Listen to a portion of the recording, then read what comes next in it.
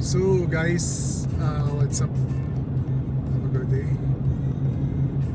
So yun na nga ang sinasabi ko na sa ngayon, maraming nagliliupan na company dahil sa expensive na at sa inflation, lalo na sa gas. Dami na rin nagsaraduhan, no? Na mga bus, mga transportation nga nagdedepende lang din sa kanilang own biyahe, per biyahe lang. So yun na nga ang pinopromote ng government is tangkilikin ang sariling gawa ng di gaya ng Amerika na ginawa niya. Uto na pala yung gas. Yeah, $2 and 2.9 cents. See? Yan na yung gas nila dito. Ang taas na. $2 and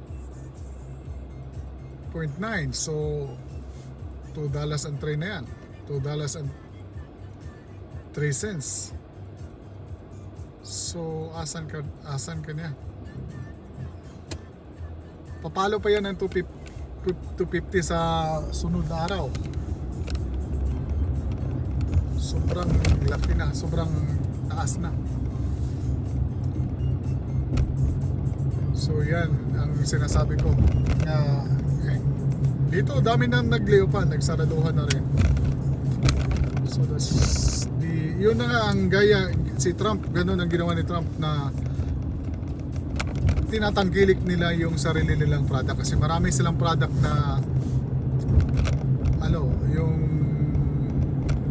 gawa nila na umiikot lang sa kanila kasi kung papasukin pa niya yung import, wala na yung product nila kaya nagsasaraduhan gaya dito ng iba ng Canada kasi siyempre nag-i-import sila tapos meron pang factory dito. For example, meron kami factory ng corn beef, meron factory ng corn, tapos yung corn beef na darating dito is mataas, mababa ang presyo. So ang dito, so yung iba bibilhin nila yung product kasi makikurious din sila sa product ng iba, di ba? Yung ibang basta na lang bibili. So talagang magda-down ang company. Di gaya sa US nga meron na sila, ang dami na nila kahit sa mga fishing industry meron na rin sila. So ang ginawa ng US, tinaasan niya ang taripa buwis tax ng mga importasyon. Gaya sa atin na yung mga palayan meron namang nag-aangkat, so yung mga paninda nga galing sa mga farmers dyan sa Pilipinas hindi mabibinta dahil nag-i-import. Tapos mahilig pa naman ng ibang tao na tangkilikin yung gawang hindi sarili, di ba?